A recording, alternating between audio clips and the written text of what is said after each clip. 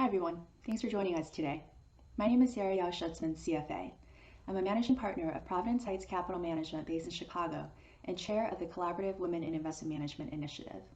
I serve on the board of CFA Society Indianapolis as membership chair and programming director. The Collaborative WIM initiative was created as a partnership between CFA societies and FPA chapters globally as a grassroots campaign to support the CFA Institute's WIM initiative and our shared vision of true inclusion and equity in the finance industry. Today you'll have the opportunity to hear from many of my dear friends and fellow steering committee members, without whose leadership this initiative would not be possible. More than 40 CFA societies, FPA chapters, and women in public finance have joined hands to create a community that is both broad-based and geography agnostic in support of female professionals of all backgrounds. Our intent is to showcase and celebrate the accomplishments of female leaders, because representation is powerful, and to build a peer community that empowers each of our members in their personal career journey.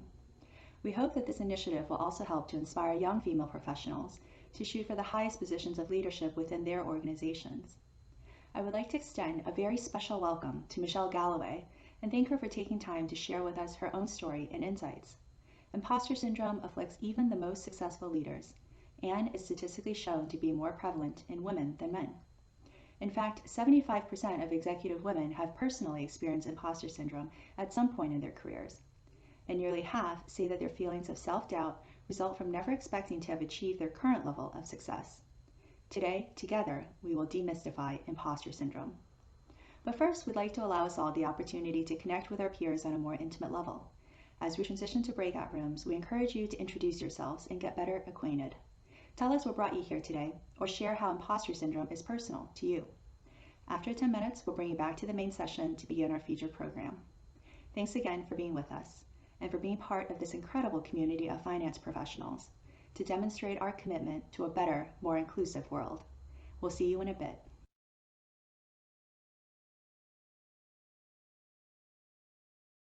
Welcome back, everyone. I hope it was helpful to meet some of your peers on the call today and make some new connections. My name is Victoria Prescott, CFA. I'm an Associate Director of Capital Markets and Investor Relations at Realty Income. I also serve on the board of the CFA Society San Diego as an advocacy chair, leading our D&I initiatives. Before we transition to our guest speaker today, I'd like to remind everyone to please keep your microphones on mute to prevent any background noise. During the presentation, please utilize the chat function at the bottom of the screen to submit your questions, and we will make sure to address those questions at the end of the program. And with that, I'd like to introduce our speaker today, Michelle Galloway of Counsel at Cooley. Michelle's technology litigation practice focuses on patent litigation and strategic counseling. Michelle also advises her clients on legal, strategic, and technical issues of information management, as well as risk management, compliance, and ethics. She currently serves on the Executive Litigation Committee of the California Lawyers Association. Michelle speaks on a wide range of both legal and leadership topics, including attorney confidentiality, ethics and privilege, diversity, equity, and inclusion, as well as health and wellness topics. She has been a speaker on various events and conferences, including California Women Lawyers and 100 Women in Finance, to name a few. Michelle earned her JD from Stanford Law School and received her bachelor's degree from Stanford University. She also has a certificate in diversity and inclusion from Cornell. We're very excited to have Michelle speak in front of all of you today and share her valuable insight about the mystery of the imposter syndrome. Michelle, the floor is now yours. Well, Victoria, thank you so much for that lovely introduction, and thank all of you for taking some time today to join us and think about how imposter syndrome can prevent us from sort of bringing our best self to the workplace. And so I really encourage you throughout the presentation to please feel free to use the chat room to share your ideas and your questions with the rest of us. If for any reason we don't get to your questions, I'm absolutely happy to have you reach out to me later. Either connect with me on LinkedIn, and I see our hosts are lovely to put that in the room, you can follow sort of what I do in terms of speaking. And a lawyer will never tell you this again. If you reach out about things we talked about in today's presentation, no bill follows because it's not legal advice. And I really enjoy that because I am a profound extrovert and truly miss the opportunity to interact directly with my friends and colleagues around the country. So what I want to do today is talk about imposter syndrome, sort of what it is, what causes it, how does it lead us to really maladaptive behaviors like procrastination and overwork that not only cause people to change their perspectives of us, but also are really damaging to our own health and wellness. And then sort of what is confidence and how do you project it? Sort of what's confident communications and presence. And so that's where I want to sort of take our journey today. And we're actually going to start with a poll. And I believe one of our colleagues here is going to launch that poll for us. And there we go. So the first question I wanted to ask is, do you think in your experience, your success correlates more with your competence or with your confidence? And did you expect to reach the level of success that you've already reached in your career? And so I see people are flying in and I love that. It's a great chance for us to sort of see how we are doing compared to some of our peers in the same industry. So about 70% of you voted so far. So hopefully our stragglers will get in there.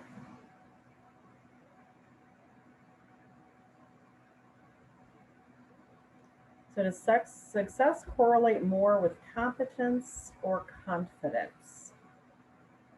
And did you expect to attain the success that you have today?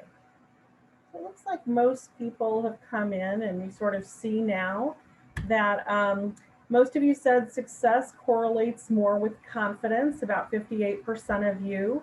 And that would really, research would bear that out, that actually confidence plays a bigger role in our success, people's belief that we are able to get things done more so than competence.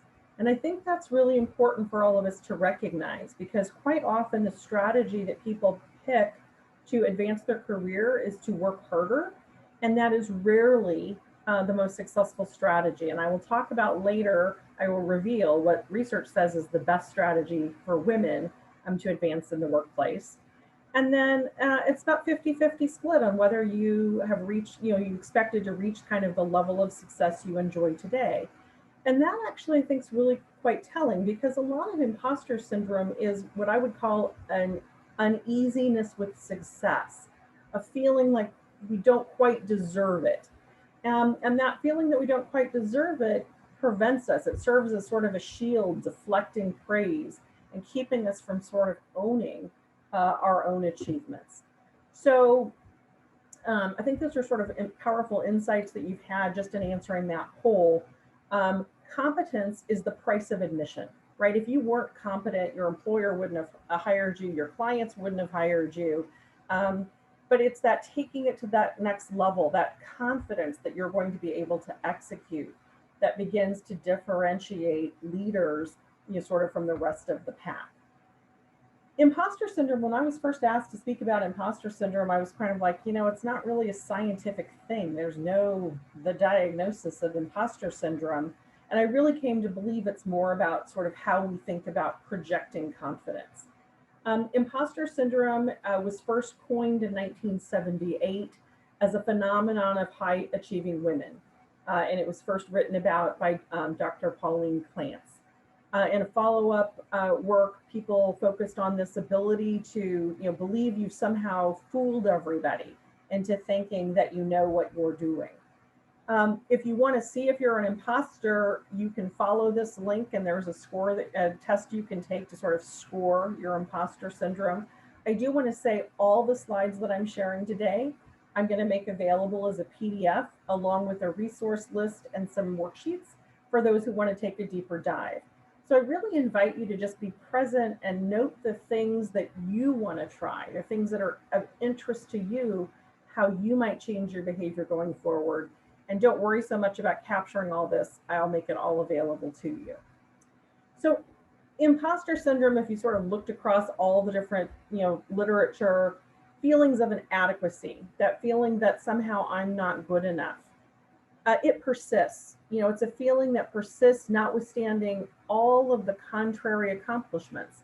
So notwithstanding that, sort of 50% of you've exceeded what you thought you'd do at this point in your career, there's still that doubt that happens, and it persists for periods of time, and sort of a fear that you'll be unmasked, that others are going to discover that you're really not good enough, that it's all been sort of a show. And so one of the questions popping into the chat right now is it correlated with family origin and environmental and genetics? And the answer to all of that is yes. And we're going to talk about each of those as we go along. So already, many things contribute to this syndrome. The thing that I'm a highly visual person. And so for me, for a while, I actually printed this chart out and had it on my desk as a way to sort of assess how imposter syndrome could negatively impact the choices that I made at work. And so I think this can be extremely valuable for you if you think you're suffering from imposter syndrome, or maybe you manage somebody or you see it in a friend. This can sort of be a helpful way to think about it. And so, if you start in that sort of top left corner, you're asked to do a task that's sort of achievement related. Can you do this? Can you create this analysis of a new company, or can you make an analysis of a portfolio? And you suddenly go into that place of self-doubt and worry. I've never done this before. I've never looked at this industry. I don't know if I can do it in that deadline. And you start a self-talk script about that anxiety and worry. It can lead to two behaviors that are very maladapted. In one scenario, so let's take the far right, you procrastinate. Because if you actually started on the project, you might find out that you actually don't know anything about it. You might realize that, other people are going to quickly learn if I start putting pen to paper that I don't know what I'm doing. And so even if you finally then you get it done, right? You procrastinate, but at the last minute you pull it out and people are telling you, fantastic job, you did great. What we do then is we dismiss that as luck. I got lucky this time. I dodged a bullet. I brought that in at the 11th hour. And so we attribute it to luck. And of course, all of us have had the experience of working with somebody else who procrastinated that made our job harder. So it negatively impacts you because that worry just continues to build as you avoid the project. You literally cook yourself from the inside out. Your blood pressure is going up, your pulse rate's going up, because that anxiety and worry is continuing to flood your system with cortisol.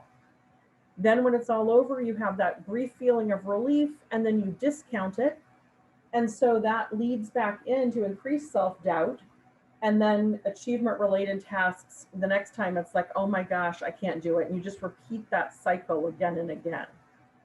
Sometimes people choose the path on the left. They have that self-talk of anxiety and doubt and worry. And so the way they address it is they over-prepare. So they spend an inordinate amount of time trying to make sure that they turn in perfect work. They over-prepare the presentation. They over-prepare the written materials. And then when people praise them, they have a self-dialogue that says, I only was successful because I worked so much harder than everyone else. No one else has to work this hard to produce that kind of result. So we once again discount all of the positive of the experience, which feeds into our perceived fraudulence and increases our self-doubt. And then we sort of repeat the vicious cycle again. I am not suggesting that you always choose procrastination or you always choose over preparation. I'm just suggesting these are two strategies that researchers find happens quite often in people who are struggling with that kind of self-doubt and worry. Some great ideas coming into chat. I am going to talk about some of the gender breakdown and overconfidence because there's some great research on that. And tips on procrastination, if you've got other tips to put in the chat room, by all means. This is actually a great strategy that's been mentioned, which is setting a 15-minute timer. There's a great article in the Harvard Business Review about the importance of sprints. Human brain can only focus on things for about 20 minutes at a time.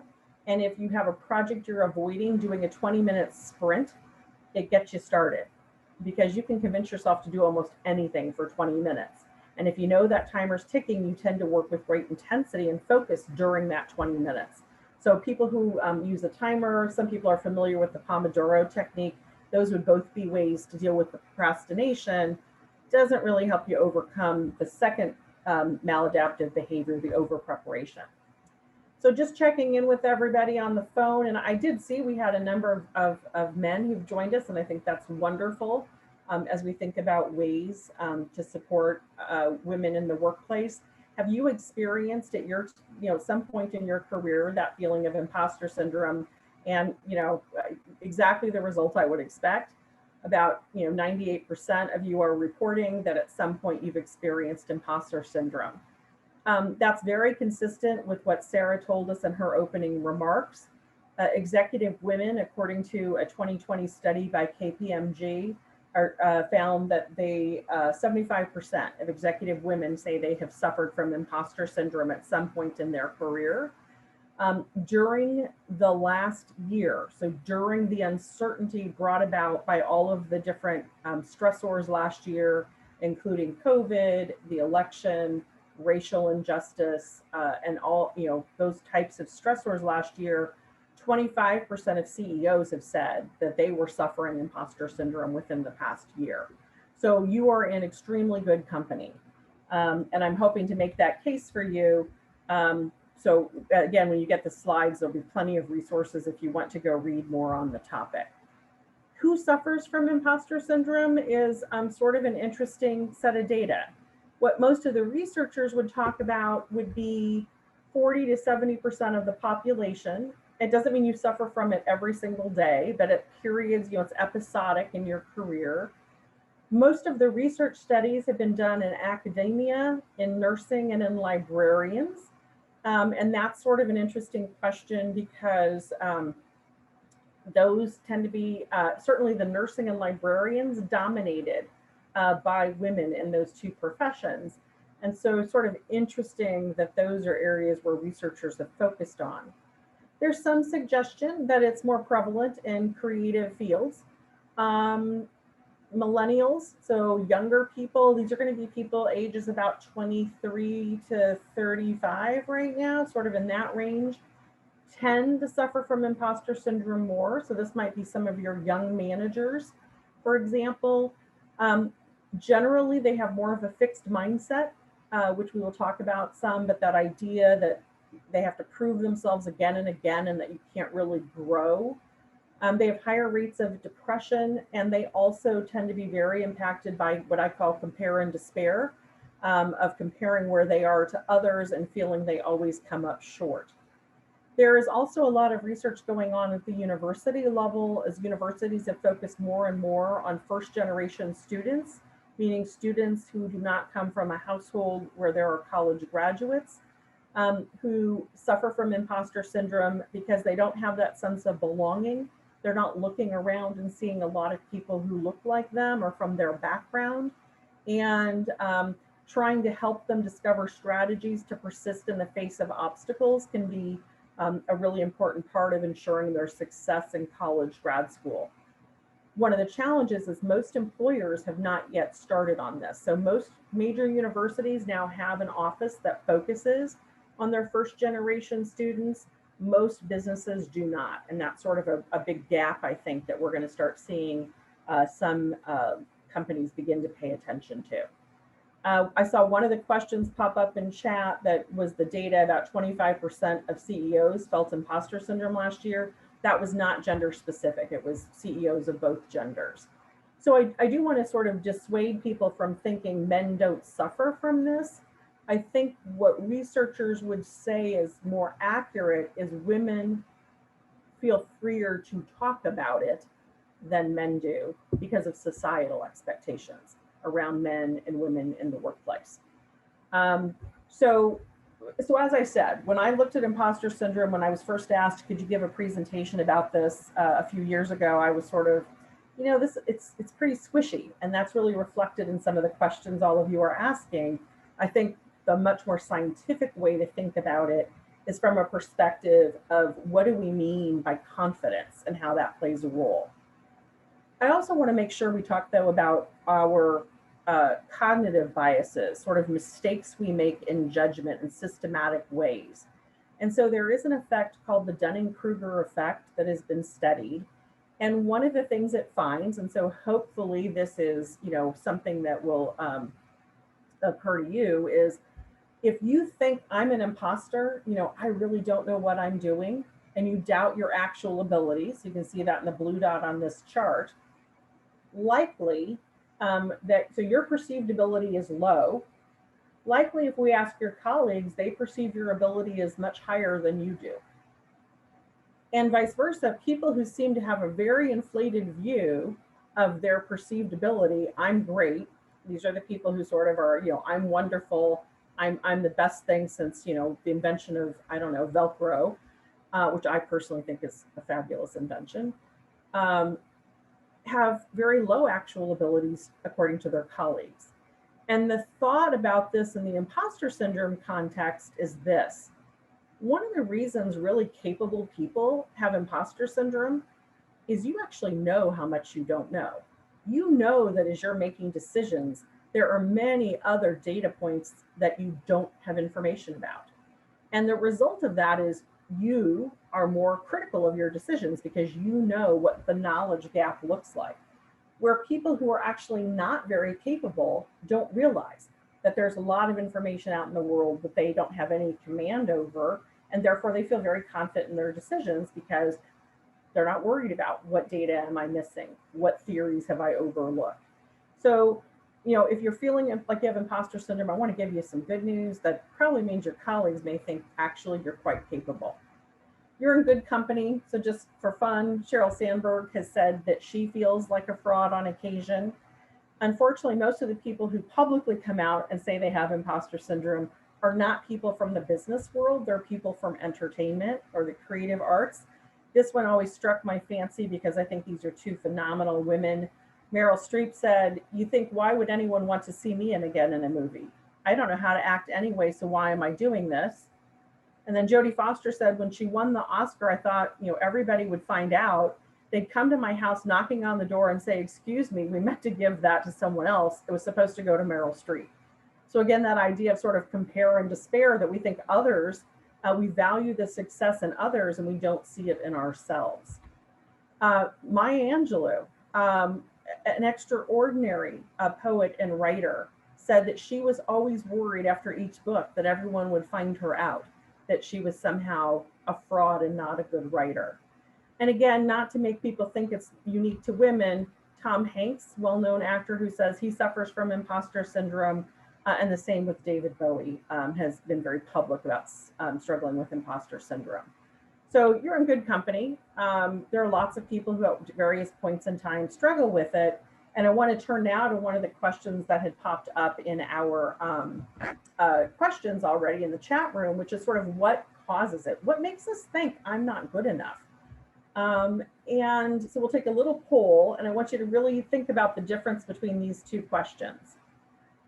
Do you fear that you're not capable to meet your expectations at work? Is the issue that you really think you don't have the capability to meet the expectation? Or is the issue that you're afraid other people at work don't think you're competent or capable enough to meet the expectations? So the first question asks about you, or is the fear about you actually think you may not be able to do it? Or is the fear that others think you're not able to do it? And so I really appreciate how many people are jumping on the polls right away. This is actually phenomenal.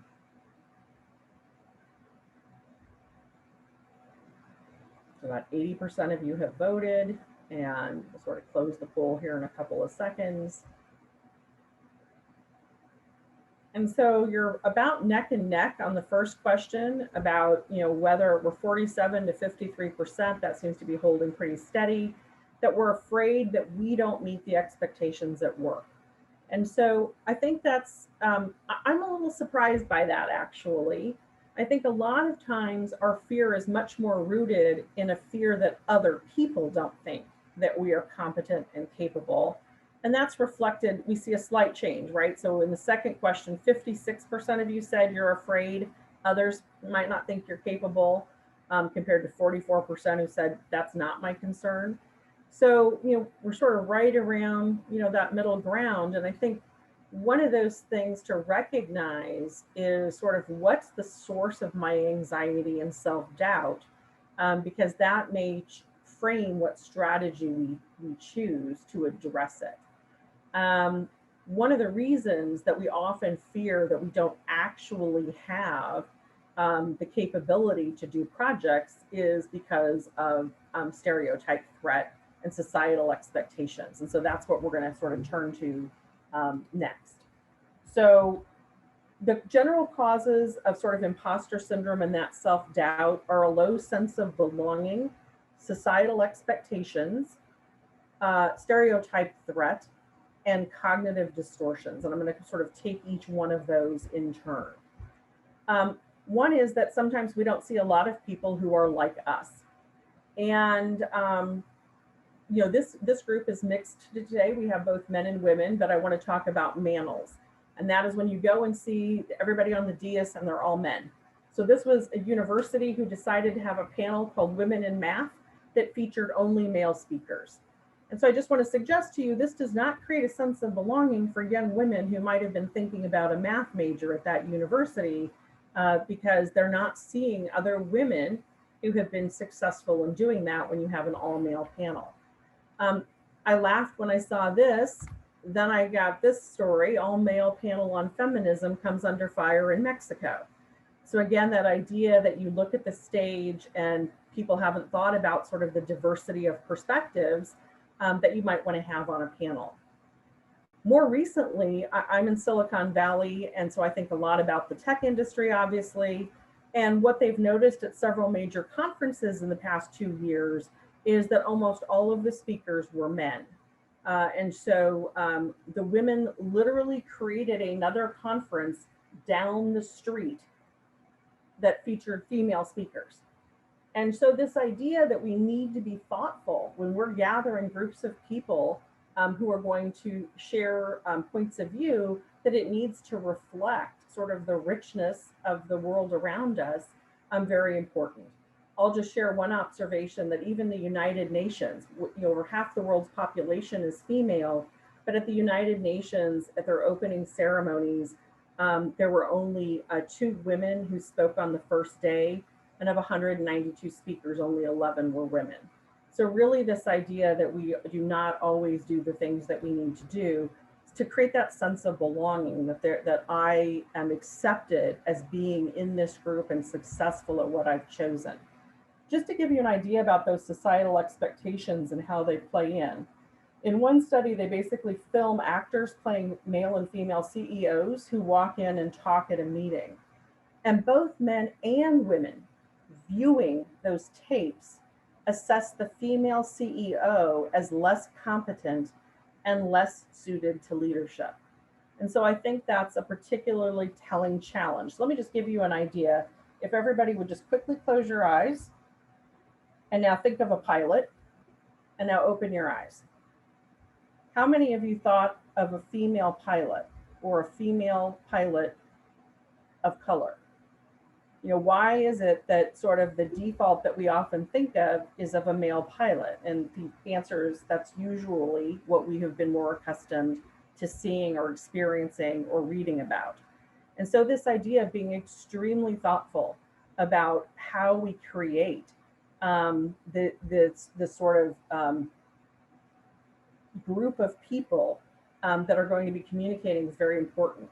And I do think this tells us one of the problems. Note that it's both men and women view her as less competent and less suited to leadership.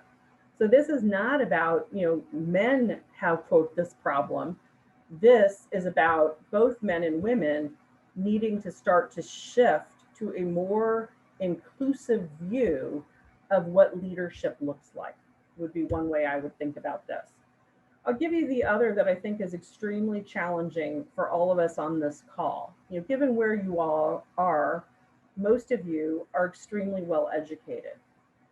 There is research here in the United States that by the age of 5 to 7, American children believe that men are smarter than women. What do I mean by that? The way they run the test is they have boys and girls who are going to lead teams for a game. And so it turns out that when you just say, we're going to play a game, pick your teams, and you give an array of children that they don't know from different genders and races, on balance, the women students will choose women, so girls, right? These are 5 to 7-year-old girls will choose other girls to be on their team. In general, the boys will slightly have a preference and choose other boys to be on their team. Okay. But here's what's really interesting. When you change it, after they've played a few games and you say, in this next game, we are going to, this is a game for really, really smart kids. So the phrase is really, really smart. When they describe the game as being for really, really smart kids, both boys and girls choose boys for their team. The boys go first. So by 5 or 7, that socialization in the United States that somehow boys are smarter than girls has already taken hold. Really important that we think very thoughtfully about how we talk to boys and girls about their abilities. If you want some suggestion, I've raised 3 boys, so I'd like to think I know a thing or two. There are some great books out there about building resilience, but if you're specifically raising a daughter or you're an aunt or uncle to a young girl, you might think about the book Enough as She Is, which I think is an extremely powerful look at sort of the social expectations and what is happening to young girls in our world. I do see a lot of questions are coming in by chat. If I don't get to all of them, I am absolutely happy to email people or to have you submit them to me by email or LinkedIn, and my contact information will all be in the slides. Happy to share with you and send you any studies that I've talked about. So in addition to sort of societal expectations about how men and women will behave, there's also stereotype threat. And this was a new area for me. I always knew stereotypes are bad, but I hadn't really understood the concept of stereotype threat. That one of the things that happens when you're part of a group that is stereotyped, you pick up that baggage and you carry it with you. And so what do I mean by that? So I'll give you an example here. If you do men and women do about the same on math tests. It's not statistically significant how they do differently. But if you have 12 math problems and then you ask a question, are you male or female? Or you can have other categories of people's sexual identity. What happens when women choose I'm female on the next 12 questions? Women's scores go down. Why? Because there's a stereotype in the United States that women are bad at math. Research shows by 5th grade, almost all boys and most girls endorse as true the statement that girls are bad at math. How do we know that's because of a stereotype? So suppose they answer 12 more math problems, and then you ask a question, are you Black, white, or Asian? This is what I found so interesting. Asian women, when they then check that racial box, I'm Asian, do better on the next 12 questions after answering that question, because they've been reminded of a positive stereotype that people of Asian descent are somehow good at math and science. So whether it was a good stereotype or a negative stereotype, being asked those questions literally impacted people's performance. They didn't suddenly get smarter or dumber when it came to math problems, but being reminded of that stereotype impacted their performance. Stop and ask yourself, to get to where you are in your career, how many of you took standardized tests that almost always start with what's your name, what's your race, what's your gender, and what's your age? And those questions alone, according to research, impacted your performance. Today, many standardized tests, to the extent they're used, ask those demographic questions at the end to try to make sure that they are not influencing people's performance. How we process feedback. Men, if they think they've done well at work and they get negative feedback, will tend to attribute a negative review to bad luck. according to research, women will tend to internalize it and say it's a result of my lack of ability. So even how men and women have been socialized to think about feedback feeds into this idea of imposter syndrome. So does the monkey mind. How many of us think I can't have to be 100% certain? Rarely in life can you be 100% certain. I can't make any mistakes, that high price of perfectionism. Or over responsibility, I'm responsible for everyone's happiness and safety. You know, are you really? I once walked in on a day it was raining to give a presentation, and the first thing the person at the conference said to me was, "I'm so sorry it's raining." And I thought, wow, you're incredibly powerful. I didn't know you could control the rain. I didn't say that. But this idea of hyper responsibility, again, is something that can get in the way and create that imposter syndrome, because there's no way for you to control how everybody's happiness and safety is being impacted. So let go of perfectionism. I am always trying to understand when good enough became failure.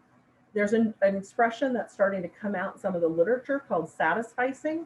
And I think it's sort of a great way to think about it. You know, you want to be perfect at the things where that really matters. But satisfactory is sort of good enough in many, many places. And so that's not where we should put our time and energy. We should try to focus it on those areas where it would make a difference. And so that's, you know, letting go of perfectionism really important.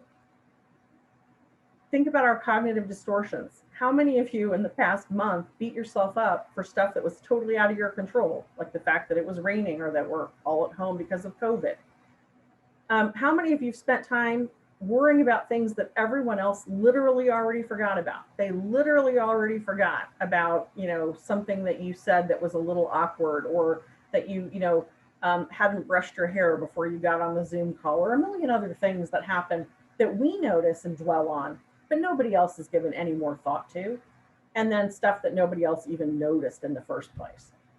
And then I'm a big believer in deck syndrome. One of the big problems here, that comparing, the compare and despair, Stanford University refers to it as duck syndrome. And what they mean is, when you are looking at the duck looks like it's floating effortlessly. When I look at these women that I've had a chance to get to know on the steering committee, they look so competent. They sound so smart. It make it look so effortless that they're putting on this nationwide event in the middle of a workday. When under the water, I'm sitting there paddling like crazy to get across the lake. And so when we're comparing our insides and how much effort we're putting in compared to everyone else's outsides, which look so polished and capable, we tend to develop that imposter syndrome. And so reminding ourselves, we never know what's happening under the surface. I bet you all those women are paddling like crazy too, because capable people have a lot of things that they're doing because they're capable. That's why people come to them. And so focus on that instead of focusing on the fact that you feel like you're paddling hard. Everyone else is too. You just can't see it and know it. So just a quick question. If we can pop up another poll, which do you remember more, your successes or your failures?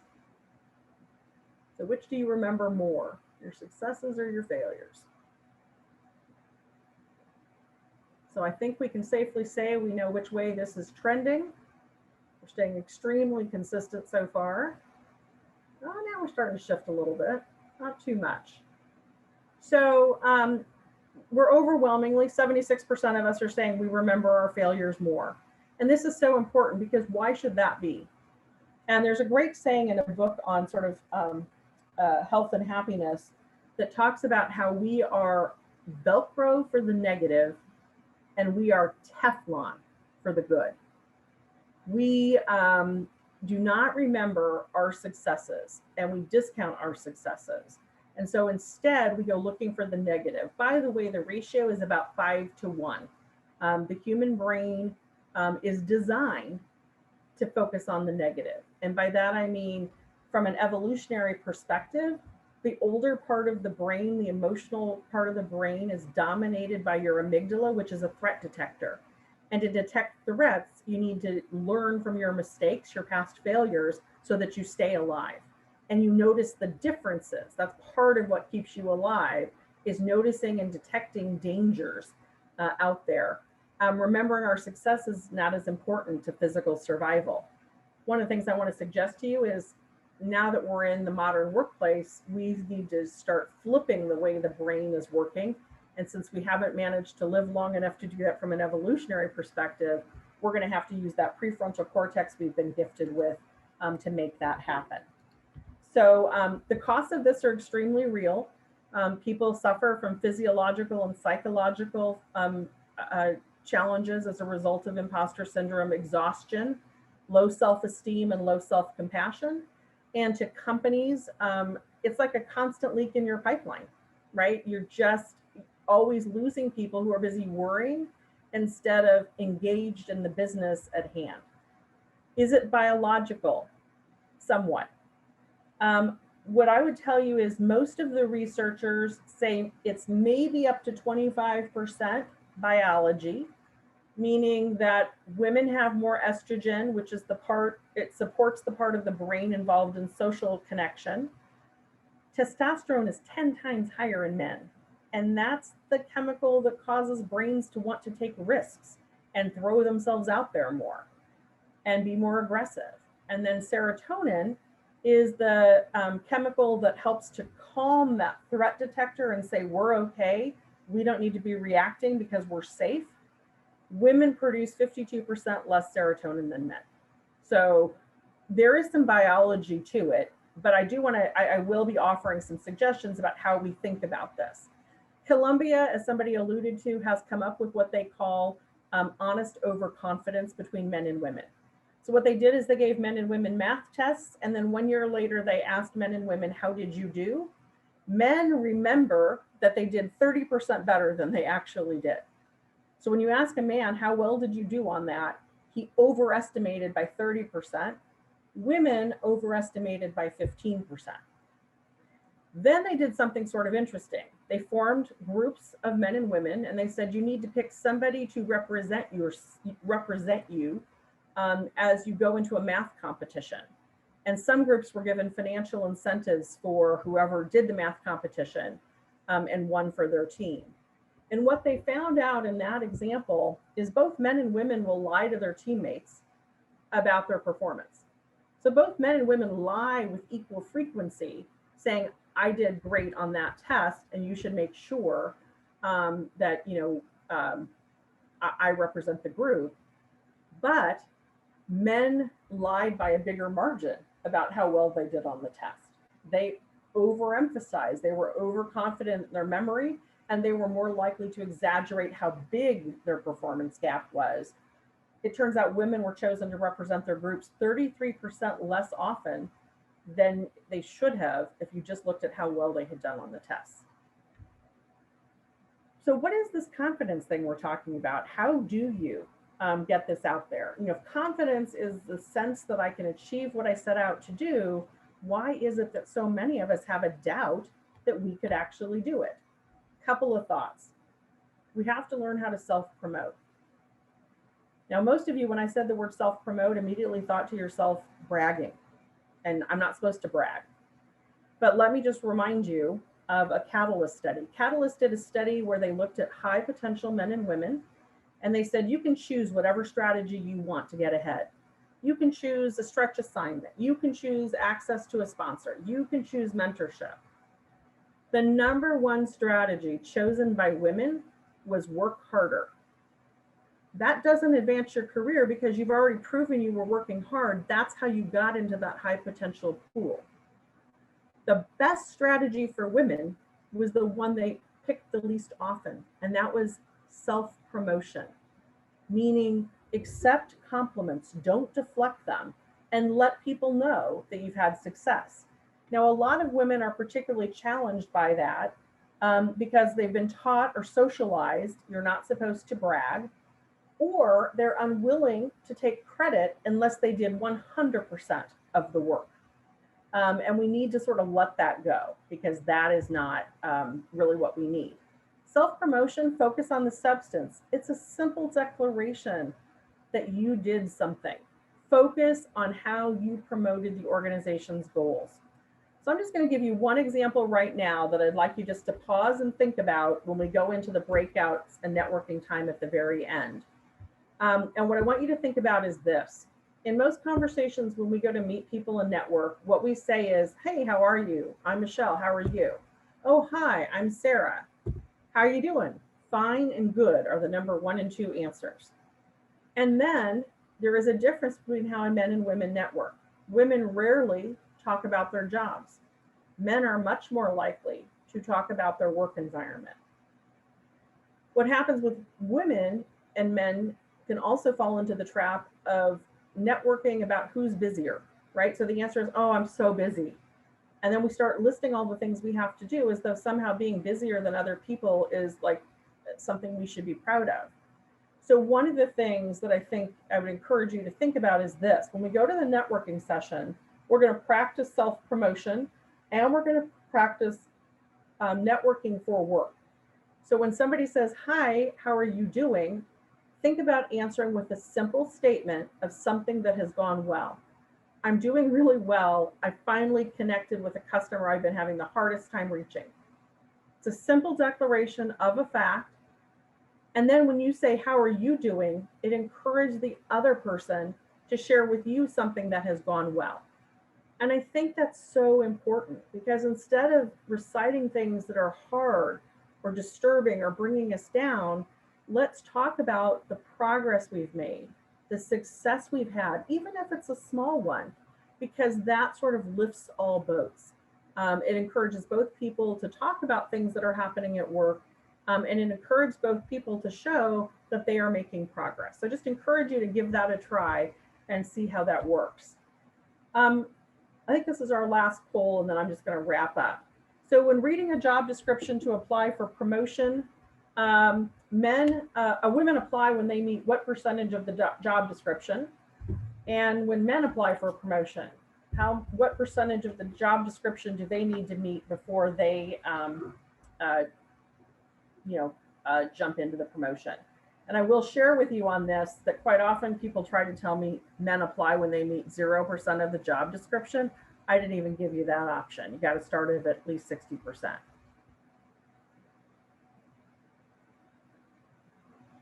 Okay. And so some of you are having so much fun in the chat, you're forgetting to answer the poll, or you're getting restless. But these are about what I would expect in terms of the answers. The best study that sort of has come out around this was HP. HP was trying to figure out why more women were not in positions of leadership. And what they found was the challenge was that women were not applying for promotions into the top leadership of the company. And what they found is that women tended not to apply to jobs until they met almost 100% of the job requirements, but that men applied for promotions when they met about 60% of the job requirements. And so one of the things that this tells us is that quite often, some people are not seeing that everything's a negotiation. So that job listing for the promotion is a negotiation. You can step in and say, well, I already meet 60, 70, 80% of this, and this percentage I can learn on the job, right? And so men view it as a negotiation about what skills they have and what they will develop on the job, and women see it as a strict requirement. And this also, I would love to see this research done cross-culturally, because I suspect we would also see that there's a big cultural component here as well. So what this may mean is that we need to check in with some of our supporters to get a clearer sense of whether they think that we are ready for promotions, and we may need to nudge some of the people around us so that they know that they're ready. Communicate with confidence. Start with your punchline.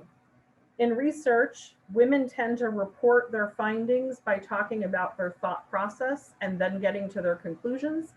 Men tend to start with their conclusion and then talk about how they came to it. Both men and women listening prefer to have the punchline first, because then they know how the rest of the conversation, what the conclusion is, lets us orient ourselves to then how did your thought process lead to this conclusion. Be careful of your language. If you start a lot of your sentences with the word I, it stands for indecisive, because it's usually followed by a feeling verb, like I feel, I think, where the sentence really starts with we should. Women also tend to downplay their qualifications. The phrase, I'm not an expert, but I've never heard a man use that in a meeting. I've heard plenty of successful women. Often we are indirect because we were, again, socialized to think that we shouldn't be threatening. So being indirect was better. Very little research to support that. And we tend to over apologize to the point where Gmail has a plugin called Just Not Sorry that will count up and tell you how many times you're apologizing in your emails. So, I literally for 1 month worked on not using the word I when I wrote emails. So I didn't say I think, I feel. Pick one. If one of these resonates for you, work on it for 28 days to create a new habit. If you want to talk about nonverbal language, we'll have some resources in there for you. Meetings are where people's careers go to die, because many people don't know that the most important part of the meeting is usually the 3 or 4 minutes right before the meeting, where often you discover that you already have actually, a decision has already been made or is close to being made. So making sure that we show up for the meeting, don't come in at the last minute, show up a few minutes early. And amplification can be a great way to help both women or other underrepresented groups. Amplification means instead of stepping in to speak for Vanessa, if I noticed Vanessa was interrupted, or I noticed Vanessa's idea wasn't sort of getting the traction I thought it should get, I can use my position to say, hey, Vanessa, I'd like to go back to that idea you were sharing.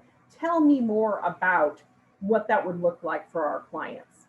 And by doing that, I'm repeating that she's the one who had the idea, and that idea is worthy of weight because people have now heard it twice. And I'm making space for Vanessa to continue her advocacy, not speaking on her behalf. I get more emails from people saying, I tried this strategy, it's fantastic, because it's so easy to do. You just have to notice that there was somebody who didn't get a chance to fully articulate something and simply said, I'd like to hear more about it, so that everyone can hear more from that individual in a meeting. Growth mindset, really important. Several of you asked about it. Carol Dweck has done the leading work. Great new article this year on strategic mindset, which is sort of focused on adults using growth mindset. It means focusing on learning. All of us are going to make mistakes, but focus on, how you can develop that growth mindset to focus on life is about overcoming things and learning from those opportunities. So Grit, another great book in this area. Other tips: accept compliments. I have this happen often. People say, oh, I really enjoyed your talk, and I used to do this. Oh, it was nothing. That's a lie. I've probably, well, if you could see my home office, I read about 5 books a week. I've done a lot of research. It was a lot of work to put the presentation together.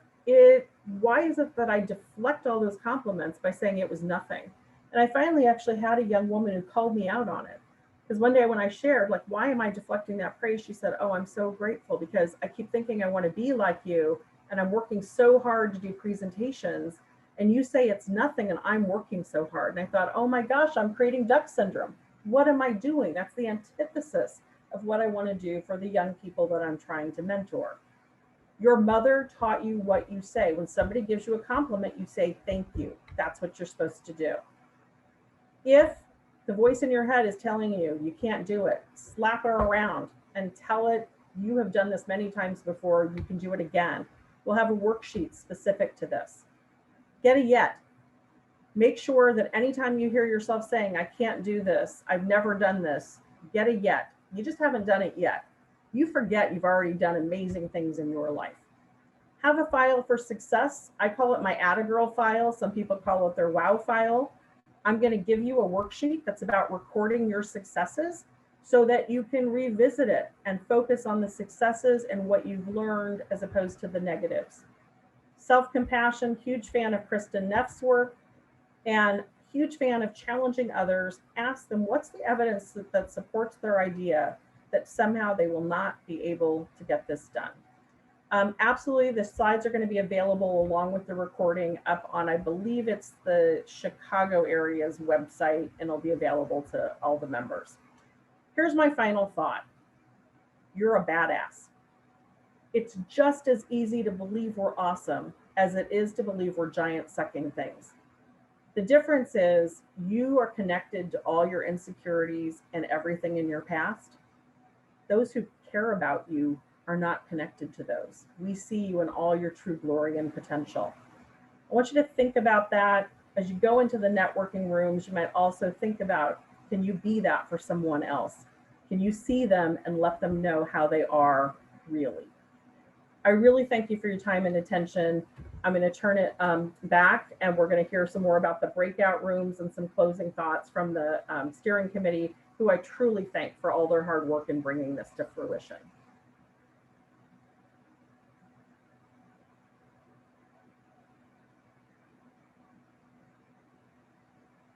Thank you, Michelle, for this excellent presentation. I could certainly relate to the perfectionism aspect. Really made me think about the fact that, men have thousands of hobbies and they're good at about 2 of them, while us females won't really even pick up a hobby unless we're certain that we can be perfect at it. Definitely some room for improvement here. Nevertheless, good afternoon, everyone. My name is Regina Gaisina. I am Vice President of Municipal Finance Investment Banking with RBC Capital Markets, and I'm here on behalf of the CFA Society New Mexico. Michelle, we got a few additional questions through chat and messaging. You mentioned changing your self-talk. That seems very hard to do after years at work. Do you have any suggestions for how to do it? Yeah, so a couple of quick thoughts. In the worksheet, I'm going to ask you to think about how can you reframe it. And I think that's really the key. So what would reframing look like? You could say to yourself, wow, Regina really flamed me in that meeting. Did she really flame me? I mean, did she really take a blowtorch and scorch me? No. What she did is she disagreed with me. And so it's about learning to hear what we're saying and then sort of push back against that and say, really, is that what happened? One technique that's been shown to be very helpful, especially for women, is to ask yourself sort of, what would a friend say? Right? And I think the way to think about this is our thoughts are the worst bullies we ever encounter. We say things to ourselves we would never. How many times have you walked up to a colleague and said, you're a total failure? There's no chance you can do the project that you've been assigned. We don't do that. But why do we say that to ourselves? That's nuts. And so learning to speak back to that. And so for me, I sort of listen to my best friend so that doubt sits on this shoulder, sometimes speaks in my parents' voice, I got to admit. My best friend sits on this shoulder. Try to listen to the best friend. What would they say about it? They would push back. And the worksheet will give you some other strategies to try. Yeah, absolutely.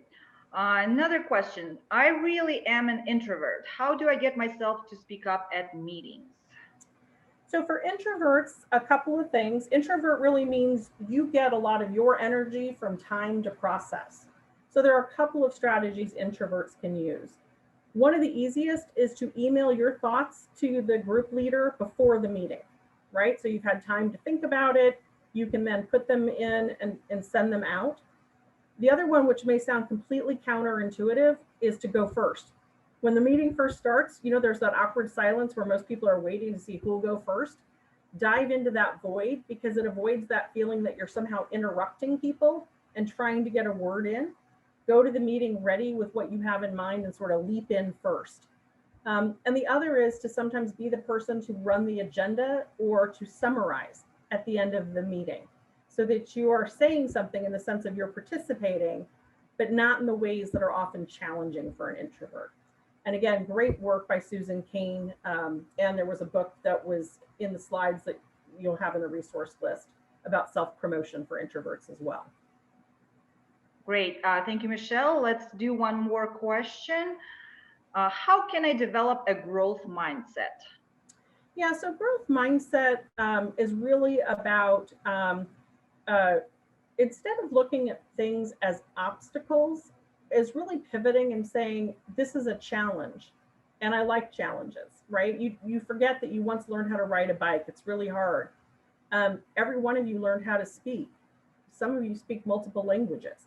You just don't remember that you did all those things when you were young.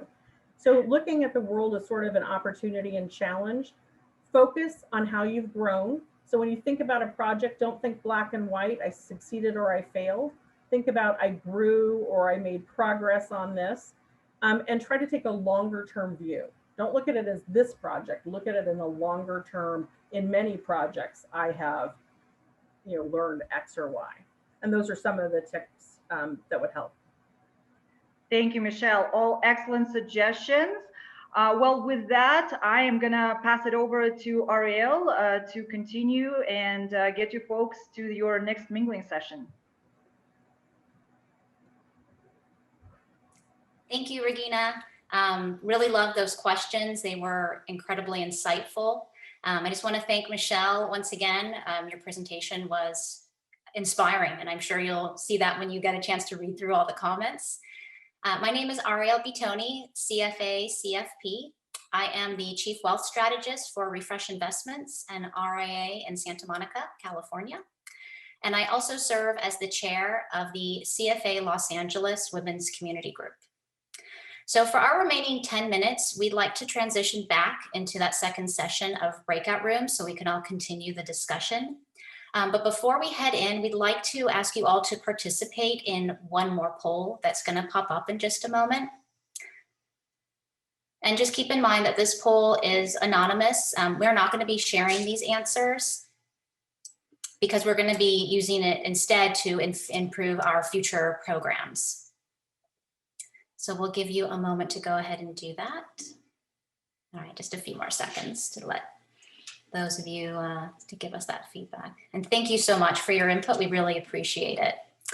So before we head into those breakout rooms, we would just like you to remember Michelle's suggestion to go ahead and practice self-promotion and also network for work. So enjoy these last few moments together, and then we'll come back together into the main room for our closing remarks.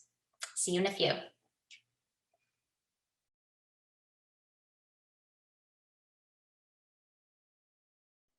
Okay, thank you, Michelle. Thank you, everyone, for participating in today's event hosted by the Collaborative Women in Investment Management. I'm Christine Tinker, CFA and Equity Portfolio Manager at Northern Trust Asset Management. On behalf of the Collaborative WIM Steering Committee, I hope you found today's program and networking sessions valuable. We encourage everyone to stay engaged as we build this partnership.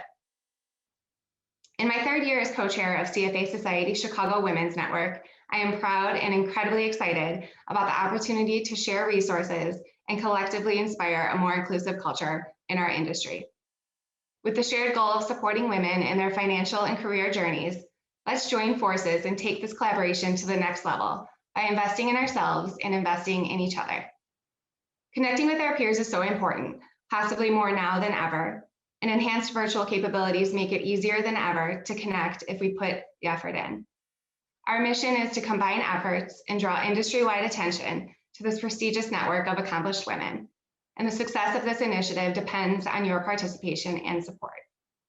To get involved, please follow us on LinkedIn, visit the Collaborative WIM website, and share developments with your society leaders and members. Your input will go a long way in shaping the path forward, so please share your ideas and your feedback.